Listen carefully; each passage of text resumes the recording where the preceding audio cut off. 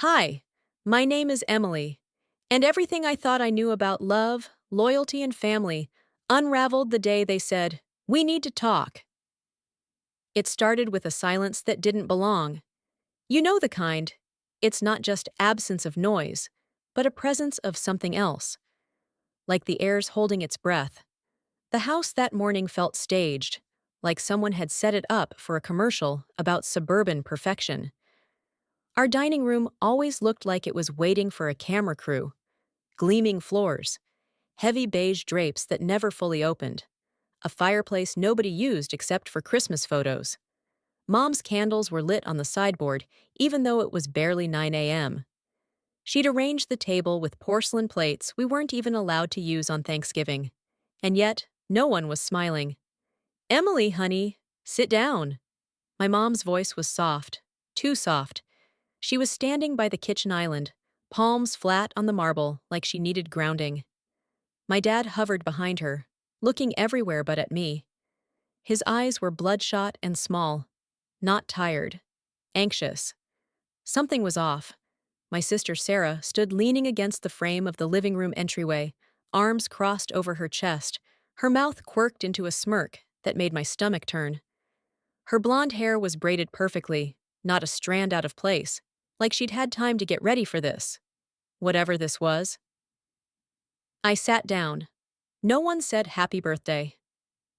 "We wanted to do this today," Mom said, sliding a small, neatly wrapped box toward me. "Because you deserve to know, we owe you the truth." Truth? I didn't open the box. I looked at them, one by one. Dad shifted from foot to foot. Mom's expression didn't flicker. Sarah's smile grew just a shade wider. I peeled the wrapping slowly, as if I were disarming a bomb. Inside was a cream-colored folder. Simple, plain, governmental. My name typed at the top. Emily Grace Winston. I scanned the next line, and everything went static. Adoption certificate. What is this? My throat was dry. Dad cleared his throat. "We adopted you when you were a baby. We wanted to tell you earlier, but you didn't," I interrupted. "You waited until today. Until now." Mom stepped in. "We were waiting for the right time. We wanted you to be mature enough to understand it wasn't a secret to hurt you, but to protect you." Sarah made a little sound, a scoff disguised as a cough. I turned to her. "You knew?" She nodded slowly, her tone dripping honey and venom. "Of course I did. Mom told me everything, years ago. But it wasn't my place to say anything." "That's rich, coming from someone who never shut up about how you're the real daughter," I snapped. "Oh, come on," Sarah shrugged. "You were always the outsider. You had to know that deep down." My chair scraped hard against the floor as I stood. So all this time, I was just living in someone else's narrative? Pretending like I belonged? Dad stepped forward. "Emily, no. You do belong. You're our daughter in every way that matters. Except biologically. And emotionally, apparently," I muttered. "You are loved," Mom insisted, voice growing tight. "This doesn't change that." But it did. It changed everything. Because here's the truth. I already knew. I'd found the adoption papers a year ago, hidden in a locked drawer in Dad's office. I hadn't meant to find them. I was looking for a charger. I remember holding the folder, heart pounding, breath shallow. It felt like I was stealing something that wasn't mine, but also something that was. I didn't say anything back then. I wasn't ready. I thought maybe I was imagining things, that maybe there was a better explanation, that they'd eventually tell me. But today, the way they said it wasn't confession. It was control. They didn't tell me because they trusted me. They told me because they thought they still had control over the story. That's what stung. I went upstairs. Not because I needed space, but because I needed a minute to not fall apart in front of them. My hands were shaking, and not because I was sad. I was furious, not just at the lie, but at the performance of it. The box, the timing, the audience. Sarah standing there like she'd won a long, slow game. I stood by my window, staring at the old swing set in the backyard, And for a second, I felt like I was watching someone else's memory. The birthdays, the scraped knees, the fights over who got the last popsicle. Had they all been fake? Or was it just me who'd been the fake part? My phone buzzed. Sarah, guess you finally got your little origin story. Don't take it so hard. I stared at the message for a long moment, my jaw clenched. Then I deleted it without replying. She thought she had the last word. She thought she knew everything. But Sarah didn't know the full story. Not even close. Ever been handed a truth so sharp it cut everything you believed in? Yeah, same. The house felt different the next morning. It wasn't louder. It wasn't quieter. It was heavier, like the walls themselves had started listening. I stayed in my room past breakfast, skipped lunch. I didn't want to face them, not my parents with their carefully prepared guilt, and definitely not Sarah with her gloating eyes. But it wasn't just about avoiding awkward stares and half-hearted apologies. It was the realization that I'd been walking through this house my whole life, thinking I was home, when really, I was in someone else's well-maintained illusion. At around 3 p.m., the sun sliced across my room in golden strips, the light catching on the dust motes, like truth catching up to a lie. I sat on the edge of my bed, with the adoption folder in my lap again, memorizing the name I hadn't known yesterday. Marissa Ann Klein. My mother? My real one? It felt strange even thinking that word now. Real. Did she give me up? Was she forced to? Did she ever try to get me back? Questions buzzed in my head like flies on glass. I needed answers, but the ones I wanted weren't coming from the people downstairs. I opened my laptop. I didn't know what I was looking for. There wasn't much to go on. No birth city listed, just the state, and a couple of legal codes I didn't understand. I searched her name anyway. Marissa Ann Klein. First on Facebook, then Google, then public records. Nothing obvious. No photos that clicked. No, this is her moment. Just names, ages, and silence. But then I found something. An old high school yearbook photo from 2002.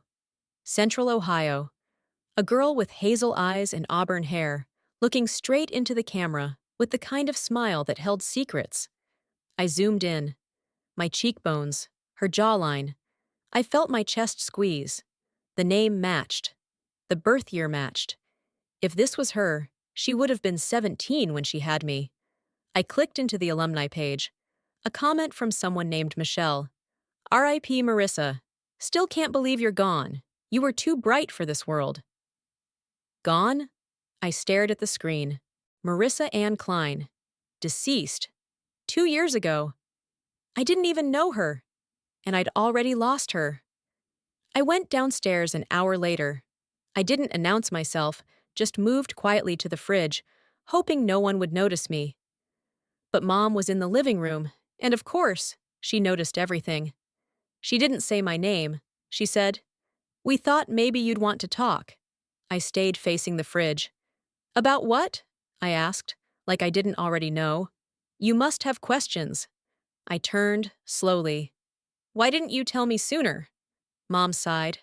"Because we were afraid." Of what? That I'd be grateful? That I'd stop pretending everything was normal? No. She stood. "We were afraid we'd lose you." I stared at her, stunned. "You lost me the second you made me live a lie." Dad walked in from the hallway then, rubbing his temples. "Emily, it wasn't a lie. We just waited too long to tell the truth." I crossed my arms. Sarah knew, for years. So it wasn't about the truth.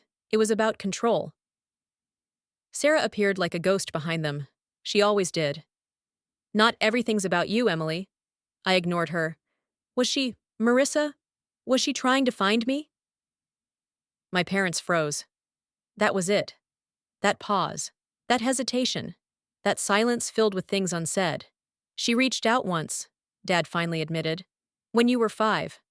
We didn't respond." I blinked. "You ignored her?" "We didn't want to confuse you," Mom said. "She gave you up. You were ours. That needed to be clear." "You don't get to decide what I needed," I said, every word shaking. "You decided what you needed." You're being unfair, Mom snapped, the chill in her voice finally cracking. No, Mom, I said, tasting the word like vinegar. I'm being honest. That night, I sat in the attic, not crying, just thinking. I'd grown up in this house, but I realized I didn't know any of its hidden corners, any of its truths. I'd accepted what I was given, trusted it to be enough. But now, I couldn't trust the wallpaper, the pictures on the wall, the echo of Sarah's laugh down the hall. Nothing felt safe, not even the air. And I wasn't done uncovering things. If they lied about Marissa, what else was buried? I remembered something from when I was little, a letter I once saw Sarah reading. She had been maybe 13. I'd walked into her room without knocking.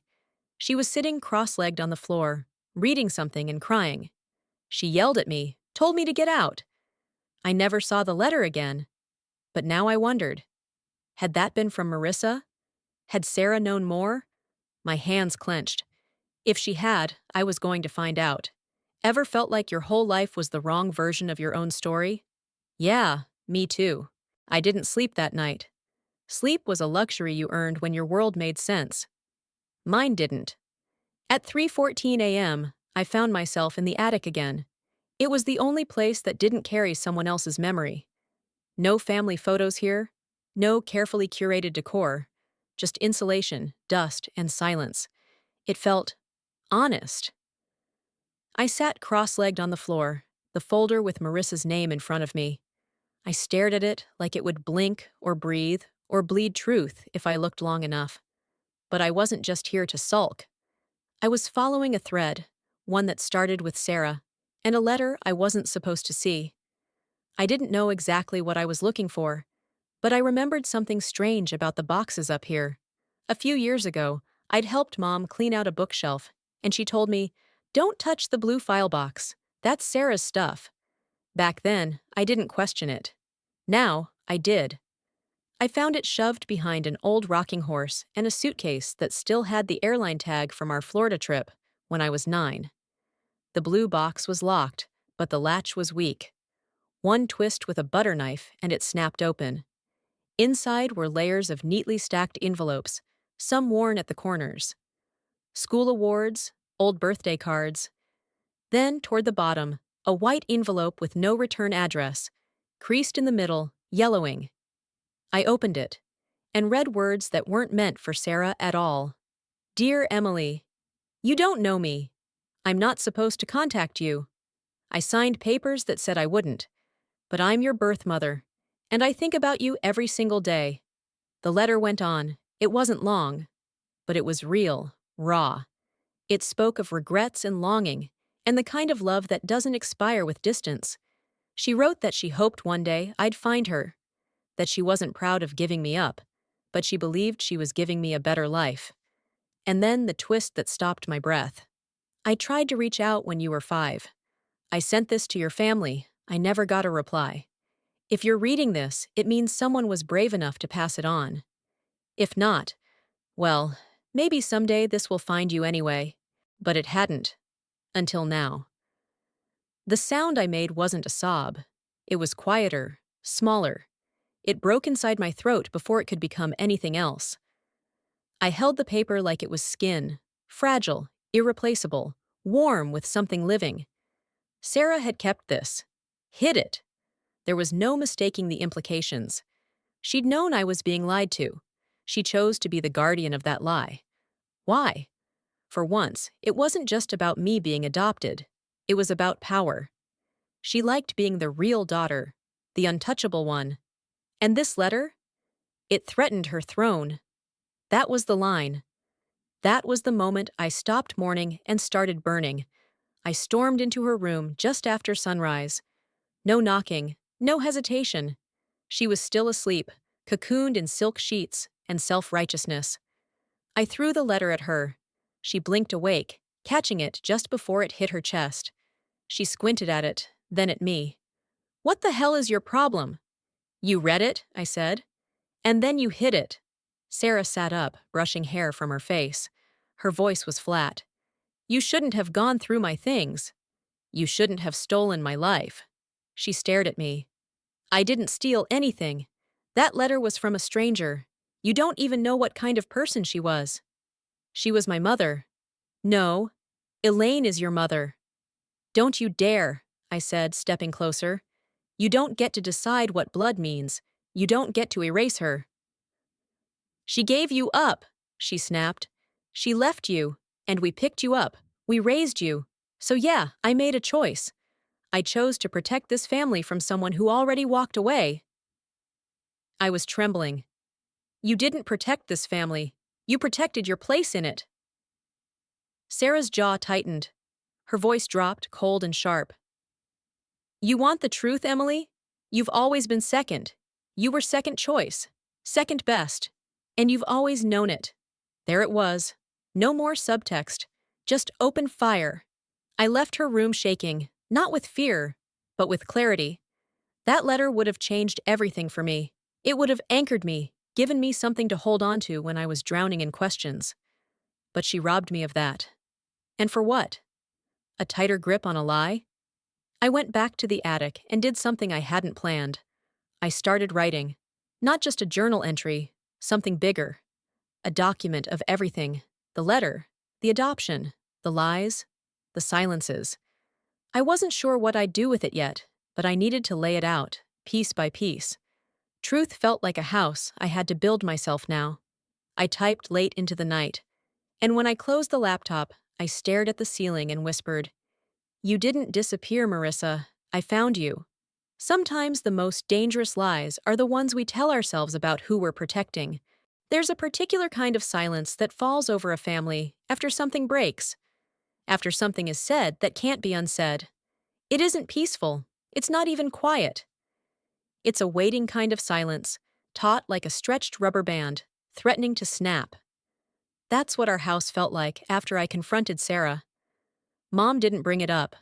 Dad kept himself buried in his workshop, pretending wood shavings could somehow mask the cracks in the family veneer.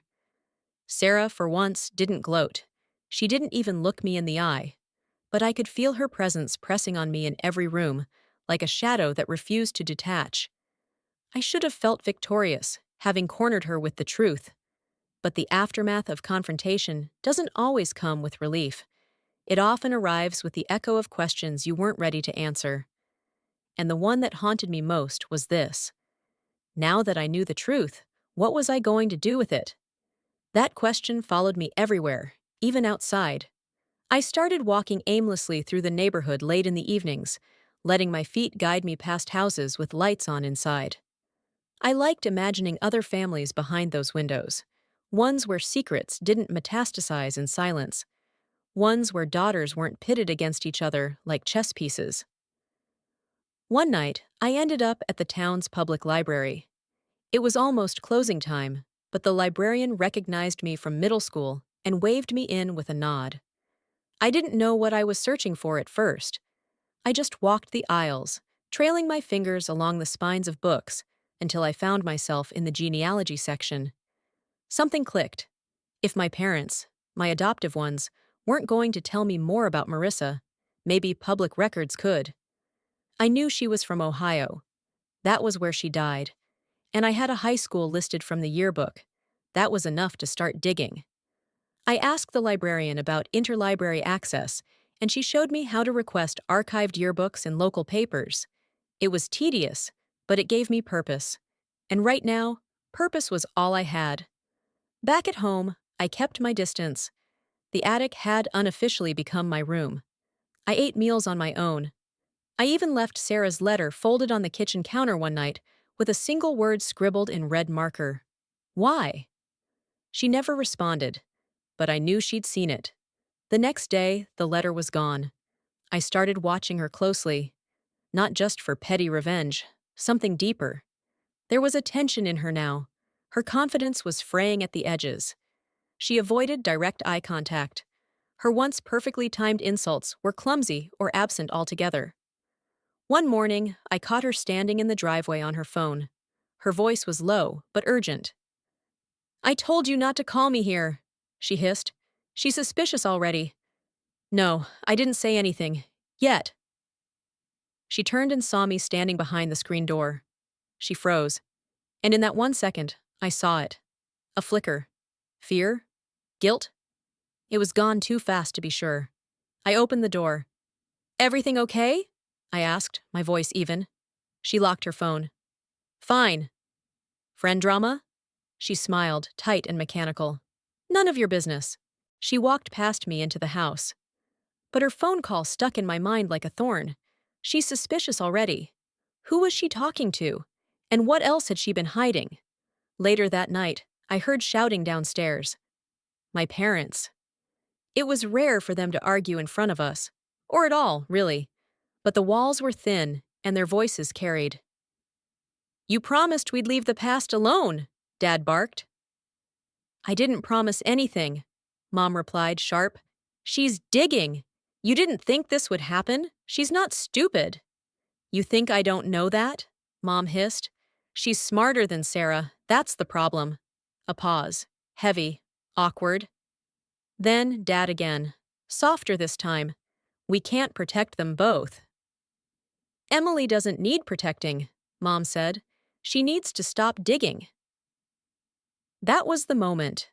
The drop. The moment you realize the people who raised you don't just lie, they conspire. The next morning, I asked Dad to drive me to the library again. He said yes too quickly, like he was trying to earn back some imaginary points. While we drove, I watched him from the corner of my eye. His knuckles were white on the steering wheel. I waited until we were at a red light. Dad? I said. Did you ever meet Marissa? He blinked. Once. Twice. No. Your mother handled everything with the agency. But you knew she tried to reach me. His mouth twisted, like he'd tasted something sour. It wasn't my call to make. That's the problem, I said quietly.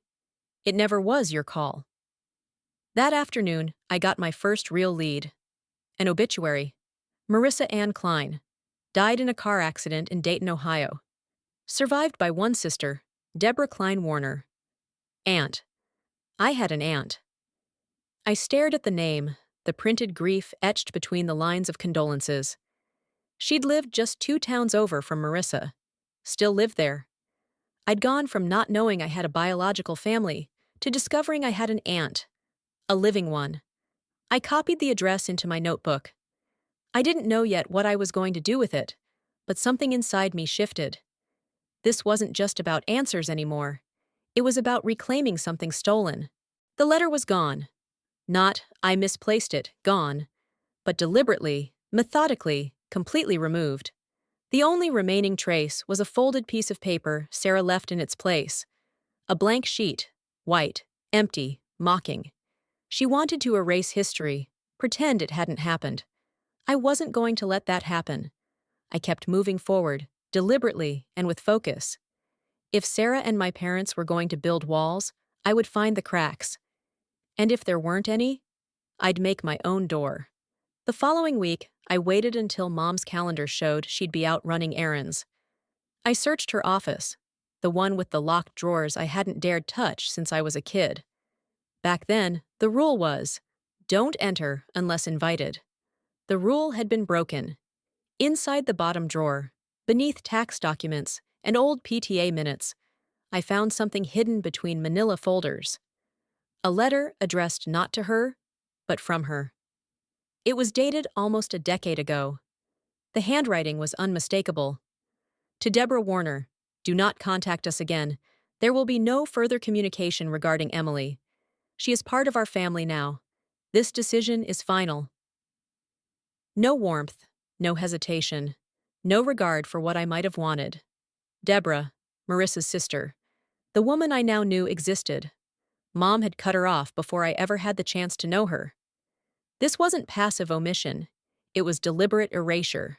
I didn't wait. I booked a Greyhound bus, using cash I'd saved from tutoring, packed a backpack with essentials, and left a short note for Dad. I'm not running, I'm searching. Please don't follow me.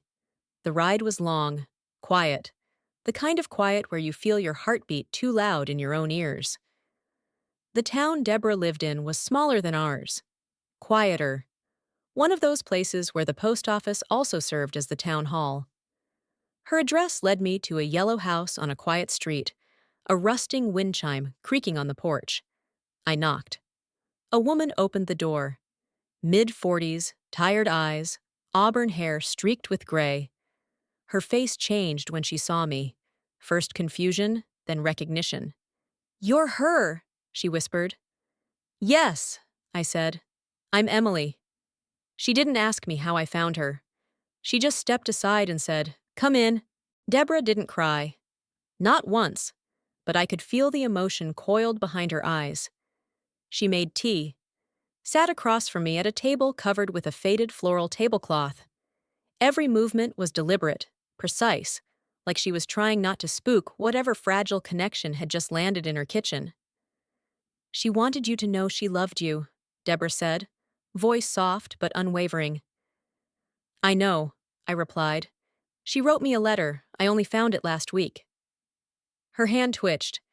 "She wrote more than one." "What?" "She wrote every year, on your birthday. I helped her mail them. She kept them short. Thought maybe if they didn't push too hard, your parents would let you see them." I felt my chest hollow. "They never gave me anything." "I figured." "Why didn't she come herself?" "She tried once. Drove all the way to your town. Sat in the grocery store parking lot for an hour, watching your mom and you walk in and out. She panicked. Said you looked happy and she didn't want to ruin it." I wanted to scream, to cry. Instead, I asked, "Was she happy?" "Not really," Deborah said, "but she believed letting you go was the only right thing she ever did." I stayed the night. Deborah didn't ask questions I wasn't ready to answer. She just left the guest room door open and a pile of Marissa's old photos on the nightstand. I spent hours with those pictures. A girl laughing on a beach, a teenager holding a guitar, a young woman, pregnant, staring at the mirror, not with fear, but with a kind of hope. She had my eyes. I traced the photo edges until the room blurred. By morning, I felt like I'd walked through someone else's life and finally found my own footsteps there. I returned home 2 days later, quietly. They hadn't called the police. They hadn't even texted. At dinner, the tension was sharper than the cutlery. Dad asked if I was okay. Mom asked if I was done digging. "I found Deborah," I said between bites of cold meatloaf. Silence. Sarah looked up from her phone. "She gave me letters, from Marissa, ones you never let me see." Dad dropped his fork. Mom didn't flinch. "She was trying to do what she thought was right," she said coolly. "For who?" I asked. "For me. Or for your pride?" "You're our daughter," she snapped. "She gave you away. We gave you everything." "You gave me a lie," I said. Sarah chimed in, sarcastic. "Are we really doing this here? At dinner?" I turned to her. "I saw the letter you kept from me. I know you knew." Her face didn't change, but her voice did. "You weren't ready." "No," I said. "You weren't ready to stop being the favorite." The words landed like gunshots. Dad stood suddenly. "That's enough!" But it wasn't. "Everything makes sense now," I continued. "Why Sarah always had more. Why I felt like a guest in my own house. You weren't raising a daughter. You were curating a narrative." Mom stood too, her voice clipped. "You're being cruel." "No, I'm being honest. Sometimes the truth doesn't set you free. Sometimes it burns the whole room down." Packing was oddly therapeutic. Not because I knew where I was going, but because I knew where I wasn't staying. There's a line you cross when you stop trying to fix something broken and start accepting that it was never yours to begin with. I crossed that line the moment I walked out of that dinner, and none of them followed. I didn't yell. I didn't cry. I didn't even slam the door. I just zipped up my duffel, folded the adoption certificate, Marissa's letters, and the photo Deborah gave me into a manila envelope, and left them on the kitchen counter with a single note. "Here's the truth. I'm done pretending you didn't steal it from me." I took one last look around the living room. The curated family photos. The spotless glass. The silence that never meant peace. Then I walked out. I moved into a sublet room in a shared apartment across town. It was small, barely big enough for a twin bed and a desk, but it was mine. No one watched me eat. No one corrected how I folded towels. No one called me overdramatic for asking real questions. I worked part-time at a bookstore and enrolled in community college while waiting for university transfer dates. I kept my world small, but it was mine. I didn't talk to my family, not because I hated them, but because I didn't need to argue anymore. I needed to heal, and healing didn't look like a montage. It looked like nights lying awake wondering who I might have been if someone had told me the truth sooner. It looked like grocery lists, late-night ramen, and rereading Marissa's letters until I could memorize her handwriting. One day, a letter arrived. No return address, no signature, just a plain white envelope with my name on it in careful, slanted cursive. Inside, a check for $500 and a note. "You deserve a head start, that's all I can give you. Dad?" No explanation, no apology, just that. I didn't cash it. I taped it to my wall, next to the photo of Marissa on the beach. A reminder that people can feel guilt and still never say the words out loud. Then came the email from Deborah. "Emily, thought you'd want to know. Sarah contacted me. She asked if I'd meet with her. I said yes. I think she's unraveling. Do you want me to keep you updated?" I stared at the message, fingers hovering over the keyboard. Sarah, the person who once took pride in holding power over me, was now reaching towards someone who used to be invisible in her version of the world. That meant something. But I didn't reply. Not yet. Instead, I walked to the edge of town, where the fields rolled out past the trees and the sunset soaked the grass in orange and gold. I stood there until the sky went dark, not searching for answers anymore, just standing in the truth. 3 weeks later, I gave my first public reading. It was a community open mic night at a library downtown. I didn't write a poem. I didn't write a rant. I read Marissa's last letter, word for word. When I finished, the room was silent. Not in the awkward way, in the heard you kind of way. A woman in the back wiped her eyes. A man nodded slowly. A teenager came up to me afterward and whispered, "I haven't spoken to my mom in years. I think I needed this." That's when I knew. I didn't have to rewrite my story. I just had to stop letting other people hold the pen. The next day, I emailed Deborah back. "Let Sarah talk. If she's ready to listen, that's the first time she's ever done something real. Sometimes walking away isn't about giving up, it's about choosing you." I didn't expect the knock. It was raining that morning, hard, steady, and I was halfway through a cup of coffee when someone pounded on the door like they knew I was alone, like they were daring me not to answer. I opened it. Sarah. She looked wrong. Not like unkempt or dirty. She was still dressed neatly, boots, coat, hair tied back, but something was off. The edges of her were too tight, like she was holding her body together by sheer force. "Can I come in?" she asked, almost out of breath. I stepped aside, silent. She walked in, looked around like it was foreign terrain. Her eyes landed on the photo of Marissa on my desk. She paused, long enough to make me uncomfortable, then turned toward me. "I didn't come here to fight." "Good," I said, "because I'm done fighting for scraps of truth." Her mouth opened, then closed. She dropped her bag on the floor, sat on the edge of the small couch, like she didn't trust it to hold her. "I met with Deborah," she said. I raised an eyebrow. "What did you expect from her? Forgiveness? Closure?" "I don't know."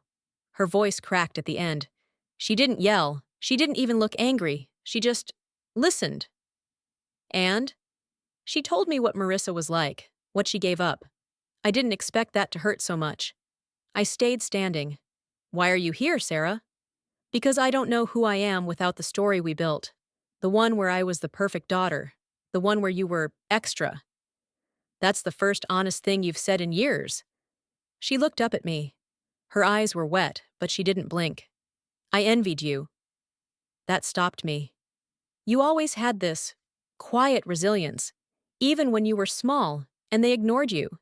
Even when I won every award, got every privilege. You still carried something I didn't. I carried not knowing who I was. Sarah nodded. I know that now. I made you feel small, like you didn't belong. Because if you started asking questions, the illusion of my role would collapse. It has, I said simply. She wiped at her face. I'm sorry. Silence fell again. I didn't rush to forgive her. That wasn't the point.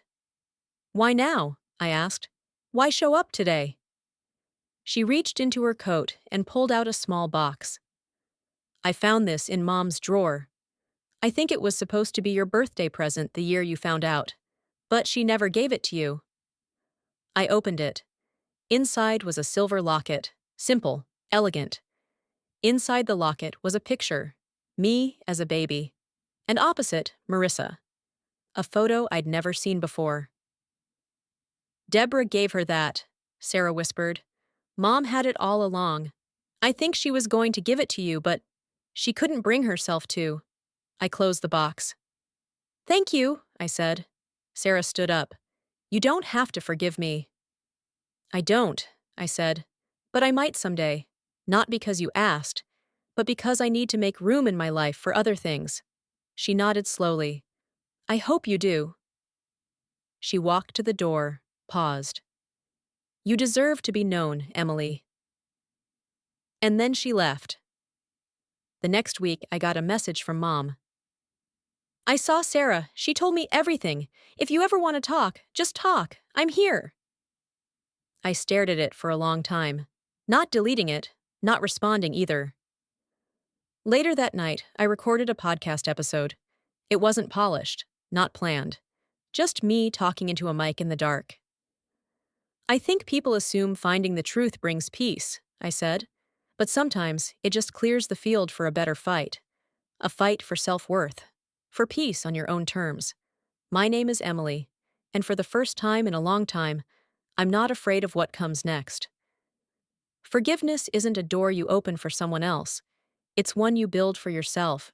The first thing you lose when your world falls apart isn't your sanity. It's your rhythm. The cadence of days. The way you reach for the same coffee mug. The way your hand knows the light switch in the dark. The way a house becomes not just a shelter, but a song you hum unconsciously. When trust shatters, rhythm vanishes with it. But in its place, you can build new music. Quietly, deliberately. That's what I was doing now. I moved into a one-bedroom apartment downtown after 3 months of scraping by. The walls were thin and the plumbing wheezed every morning, but it smelled like paint and opportunity. My name was on the lease. My groceries filled the fridge, and when I looked in the mirror, I saw someone who wasn't just surviving, she was rewriting her own script. I didn't cut my family off completely. I just stopped giving them front-row seats to my life.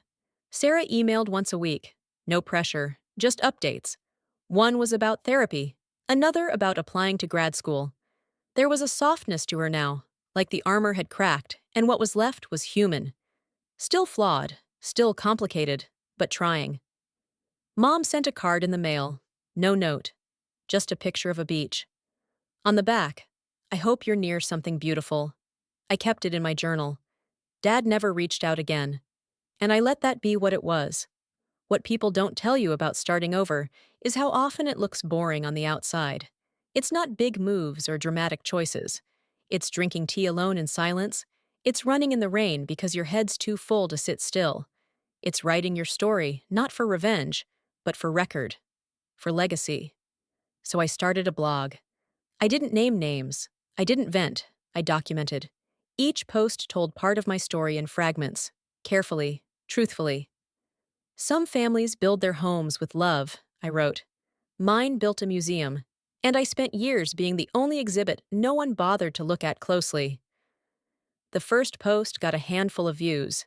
The second, a few comments. The third went viral. Not because it was dramatic, but because it was true. And truth resonates.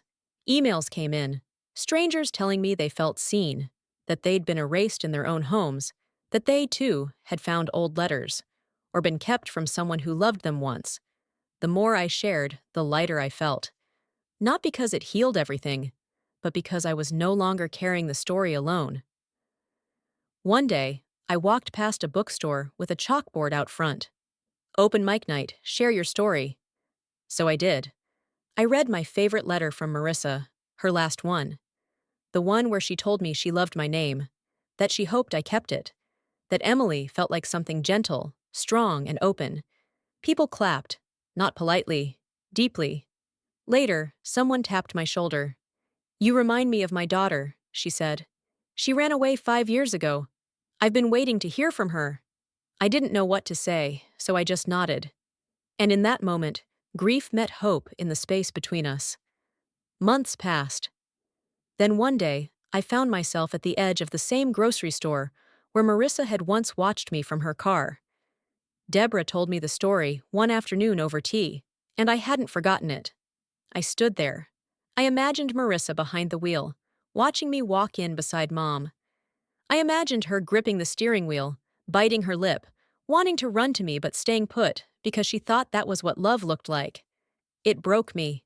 Not with rage, not even with sorrow, but with gratitude. She gave me away. Not because she didn't care, but because she did. I whispered aloud, to no one, "I'm okay now." And I was. Not every day, but in the ways that mattered.